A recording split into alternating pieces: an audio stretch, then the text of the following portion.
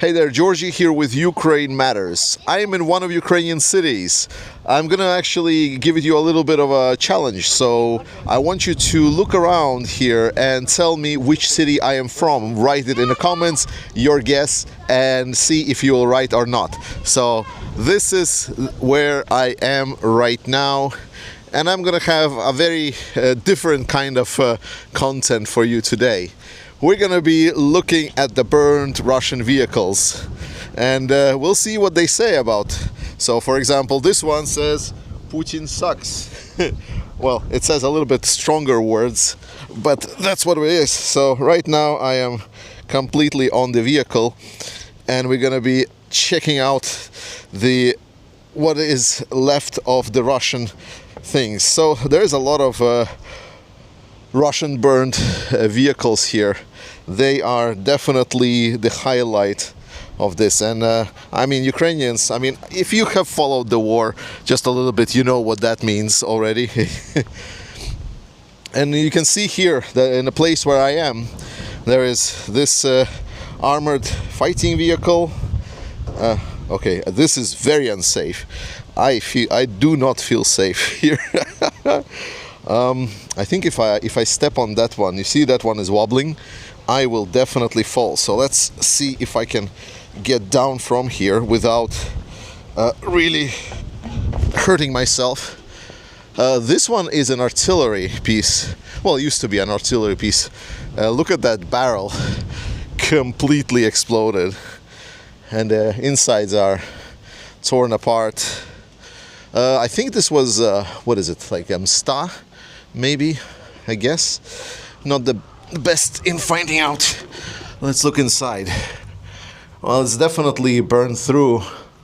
Very crispy. There's like lights here. Not a lot of space in here. There's a weapons rack and a cola bottle. It's interesting. How did that end up there? I thought Russians don't use cola. Yeah, this is the infantry fighting vehicle. The first one was interesting for us to know when we look at these is where exactly things are located on these vehicles, because whenever you look at like how the drones are hitting or stuff like this, it's important to find out like where the hits are coming from. For example, if you look at this first part, there's quite a lot of space out there where there is sort of a nothing, but here we can see by the impact that this is exactly where they got it. There's even like some proto cope cages here. That's pretty fun. There's still tracks on here. Is pretty fun. Let's see if this opens up at all. Nope. This one doesn't open. We cannot really check. Wait, what about this one? Nope, still no. Someone decided to turn this burned Russian vehicle into a BMW.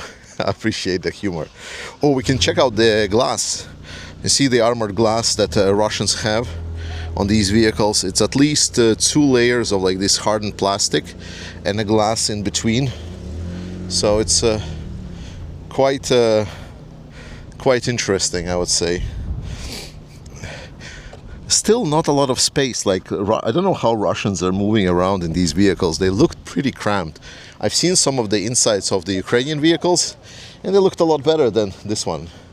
Then again, maybe it's just because it's burned. Yeah.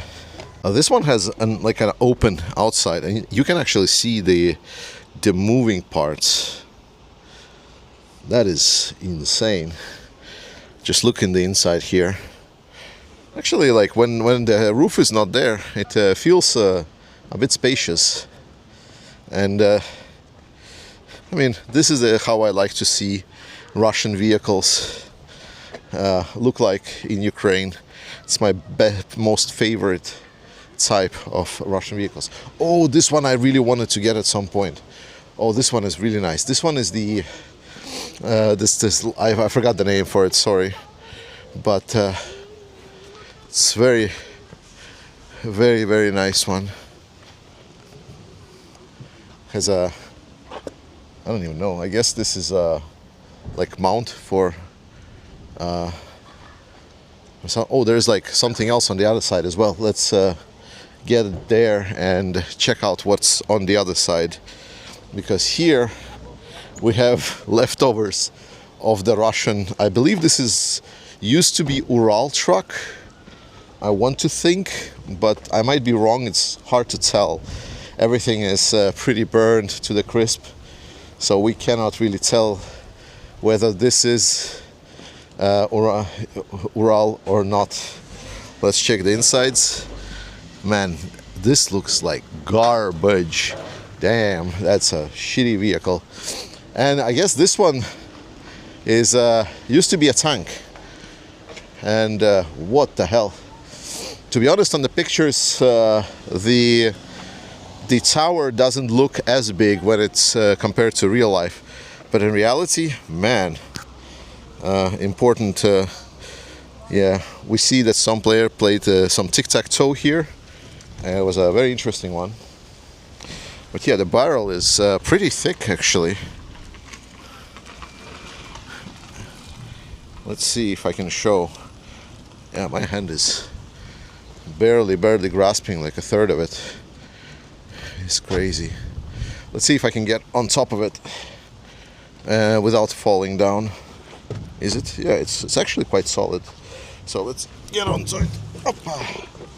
And yeah, this is the type of Russian vehicle that were in this city. There is absolutely no insides. There's just a barrel stump here. We don't see the carousel here, so my guess is that this is one of the tank models. And again, if you know anything about tanks, feel free to correct me on anything that didn't have the carousel, because usually the newer Russian tank models, they would have like all of these, all of its shells like in this circular fashion all around the turret. That is what creates these fabulous explosions with the turrets flying off. This one, I'm gonna guess, is T-52, but don't quote me on that. I really don't know my Russian vehicles that well.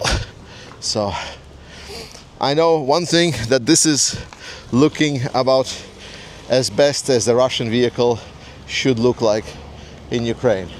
So yeah, here's a little bit of a nice scenery for you from this beautiful town. I hope you really enjoyed it. I'll see if I can put some additional videos from the town with the scenery, and guess where I am.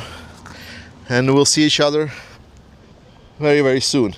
Trust in Ukraine, support Ukrainian armed forces. I love you. Slava Ukraini, and I will see you next. There's the alley of fallen heroes here as well, like in pretty much any bigger Ukrainian city. But to be honest, not even just bigger, but the smaller cities as well are having a lot of these men that were killed, like these unending walls, seeing the people that laid their lives for the free Ukraine. And this is why we are continuing supporting Ukraine, because all of these heroes are defending their fatherland against the Russian invaders that are doing this to their country. This is what is left. I believe it is the city administration after the strike into it. Yeah, this is what Russia brings with them, and people are standing up to Russia to try to prevent this from happening in other cities as well, despite their best efforts.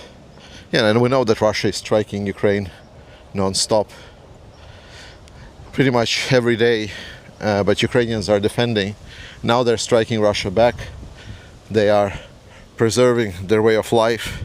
They're preserving the memory of their heroes, so Russia won't come and remove all of these posters telling that no, these people didn't give their lives for their fatherland, that these people were like terrorists or something else, and they will forcefully erase the memory of everyone that actually rose to protect their fatherland. This is what Ukraine is fighting for the memory, for the freedom, for the ability to be Ukrainians. And so that never happens